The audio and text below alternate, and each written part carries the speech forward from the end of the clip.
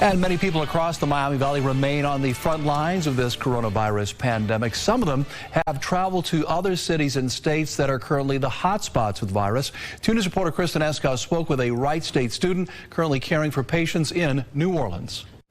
The Wright State med student I spoke with is also a registered nurse and says he's currently working alongside health professionals from across the country. He says hospitals in New Orleans remain busy treating patients of all ages. The outbreak here has been just unreal. Kyle Henneke has been in New Orleans since April 5th, working 12-hour night shifts 4 times a week in an emergency room. He says most patients are suspected or known COVID-19 cases. Every night is different. I worked one night that didn't seem to be too bad, and then the next night I came in and worked. It was unbelievable. He says he was fitted for an N95 mask once he arrived, but says supplies are limited. There's not very many gowns. There's no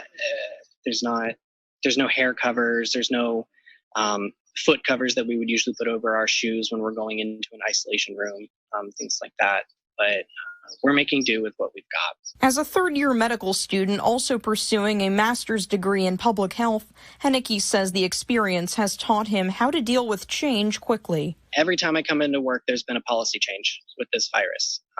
Because as we get new data, as the numbers change, as the recommendations change, we have to be ready to adapt to those changes. Henneke says it's important people continue to stay home and practice social distancing.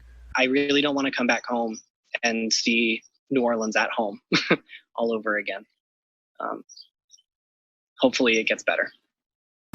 Henneke tells me he'll be in New Orleans until May 30th. In Fairborn, Kristen Escow, 2 News, working for you.